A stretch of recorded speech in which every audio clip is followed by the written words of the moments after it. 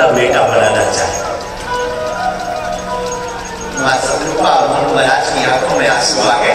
सरकार, अगर आप लाला होता है तो क्या कहना? तो भगवान कहते चिंता मत करो, त्रेता युग में सरयू के किनारे अयोध्या नगरी के राजा तुम होंगे, चक्रवर्ती राजा दशरथ, हमारी 3 रानियां होंगी, लेकिन बड़ी रानी यही होगी, इनका नाम कौशल्या होगा। तुम्हारी घर पर हम ब्रह्म बनकर के ब्रह्म नहीं, तुम्हारे शिव बनकर के ब्रह्म। क्या है? छत्तीसगढ़ महतारी, और ये आपको कोई और प्रदेश में नहीं मिलेगा। मध्य प्रदेश महतारी सुनो, पंजाब महतारी सुनो ना, ये छत्तीसगढ़। अच्छा एक और, भारत मातृत्व प्रधान देश है, हमने आपको प्रारंभ में बैठते ही बता। अच्छा आपने कभी 3 माता की जय सुनी? आपने सुना अफगानिस्तान माता, आपने सुना कभी वैष्णवी माता, ऐसा सुना? लेकिन केवल भारत देश ऐसा है जब खुद ही लड़ने में समर्थ तो हमारी क्या जरूरत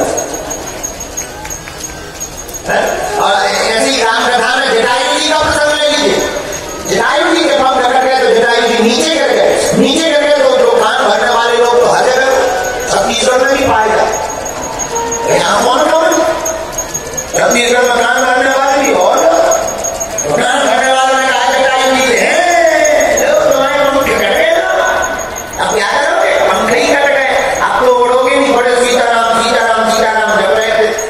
दुनियादारी से कोई मतलब नहीं, सीताराम सीताराम जो भगवान की धुन में मस्त जहाँ कथा होगा सुन बैठ जावे, कथा पूरी भई तो घर गया और ली माला जैसे।